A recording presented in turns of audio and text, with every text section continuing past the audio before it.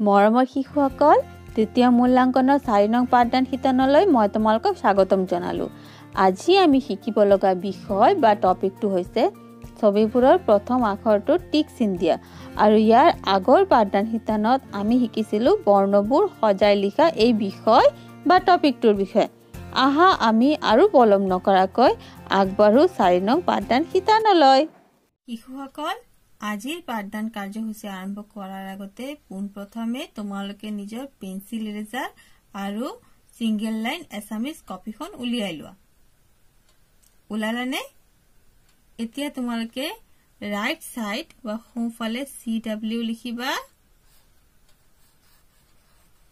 CW মানে class work বা শ্ৰেণী কাৰ্য, আৰু নিজৰ লেফট সাইড বা বাওঁফালে এনেকৈ ডেট লিখি লবা।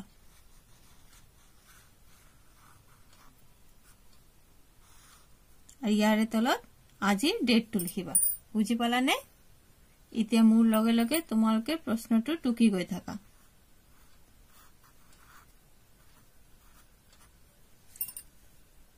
ছবিবোৰৰ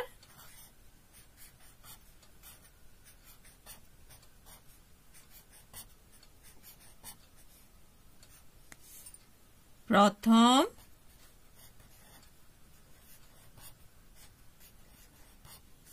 বৰ্ণটোত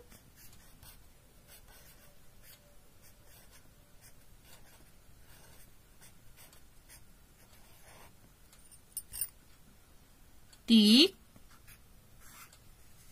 চিন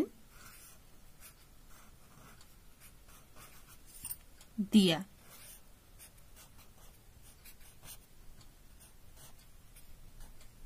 লিখি ললা?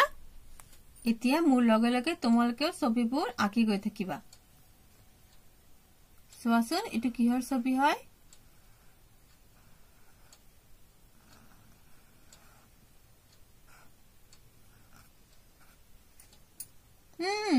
ইগল। আৰু ছবিবোৰৰ লগে লগে বৰ্ণকেইটা লিখিবা দেই। চোৱা এইটো কি বৰ্ণ হয়? প্ৰথম ছ, এইটো দীৰ্ঘ ই, আৰু এইটো ৰ। এতিয়া চোৱাচোন এইটো কিহৰ ছবি হয়?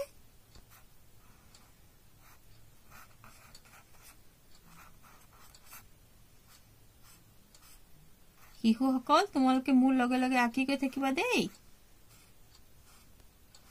এইটো কিহৰ ছবি হয়? ঊণ। এতিয়া কোৱাচোন এইটো কি বৰ্ণ?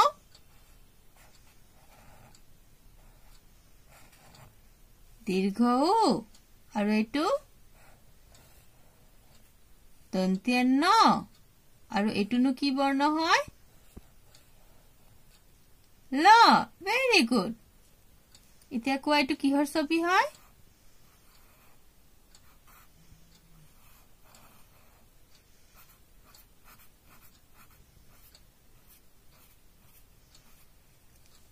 Very good. ধান।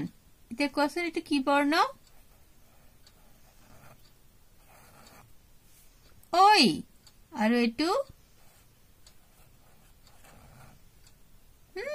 ভ, আৰু এইটোনো কি বৰ্ণ হয়? দন্ত্য ধ। এতিয়া কোৱা এইটো কিহৰ ছবি?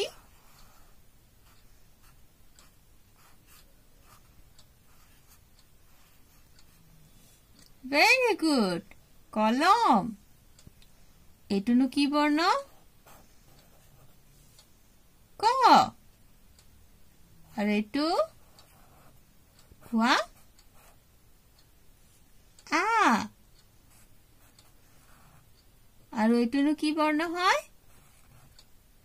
দীৰ্ঘ উ। এতিয়া কোৱাচোন এইটো কিহৰ ছবি?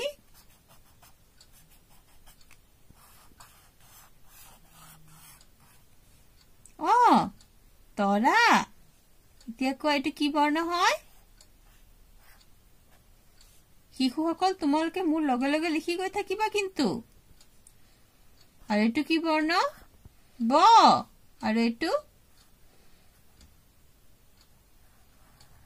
দন্ত্য ত।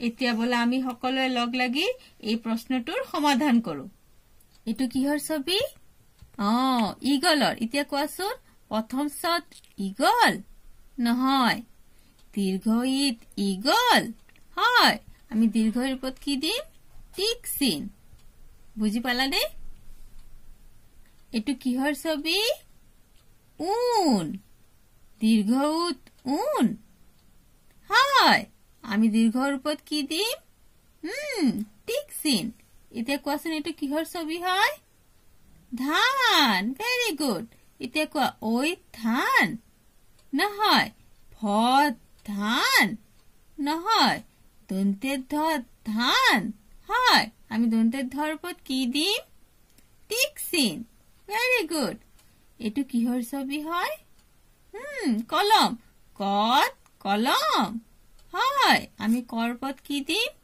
টিক চিন ভেৰি গুড এটো কিহৰ ছবি তৰা পত তৰা নহয় বত তৰা নহয় দন্তীয় তৰা হয় দন্তীয় তৰ ৰূপত আমি কি দিম টিক চিন শিশুসকল আশা কৰো মই এই তোমালোকে এই বিষয় বা টপিকটো ধুনিয়াকৈ বুজি পাইছা এতিয়া বলা আমি সকলোৱে আগবাঢ়ো আমাৰ গৃহ কাৰ্য বা হোমৱৰ্কৰ ফালে শিশুসকল আজি মই তোমালোকক হোমৱৰ্ক বা গৃহ কাৰ্য হিচাপে দিবলৈ ওলাইছো এই প্ৰশ্নটো কিন্তু তাৰ আগতে তোমালোকে নিজৰ সিঙ্গেল লাইন এছামিজ কপিত সোঁফালে HW বা হোমৱৰ্ক লিখিবা আৰু বাওঁফালে ডেট লিখি ইয়াৰ তলত আজি ডেটটো লিখি লবা বুজি পালানে তাৰ পিছত তোমালোকে প্ৰশ্নটো ধুনিয়াকৈ লিখিবা খালি ঠাই পুৰ কৰা বুজি পালা এতিয়া কোৱাচোন এটো কোনটো বৰ্ণমালা হয় ভেৰি গুড এইখন ক ফলা কিন্তু ইয়াতে ক ফলাৰ গুটেকেটা বৰ্ণ আছে জানো নাই নহয় ইয়াতে যিবোৰ বৰ্ণ নাই বা যত মই খালি ঠাই দিছো তাতে তোমালোকে সঠিক বৰ্ণবোৰ বহুৱাব লাগিব যেনেকৈ মই প্ৰশ্নটো টুকি দিছো তোমালোকে ঠিক তেনেকৈ প্ৰশ্নটো টুকিবা তাৰ পিছতহে এই প্ৰশ্নটো সমাধান কৰিবা মানে কৰ পিছত এনেকৈ খালি ঠাই দিবা তাৰ পিছত গ লিখিবা ঘ উঙ তাৰপিছত আকৌ খালি ঠাই বুজি পালা চাগে আৰু এখাৰ কথা মই তোমালোকৰ সুবিধাৰ্থেহে এই স্কেচ পেনটো ইউজ কৰিছো কিন্তু তোমালোকে লিখাৰ সময়ত মনত ৰাখিবা তোমালোকে পেন্সিল আৰু ইৰেজাৰহে ব্যৱহাৰ কৰিব লাগিব বুজি পালানে আজিলৈ মই মোৰ ক্লাছ ইয়াতেই সামৰিলো দেখা হ'ব আমাৰ নেক্সট ক্লাছত বাই বাই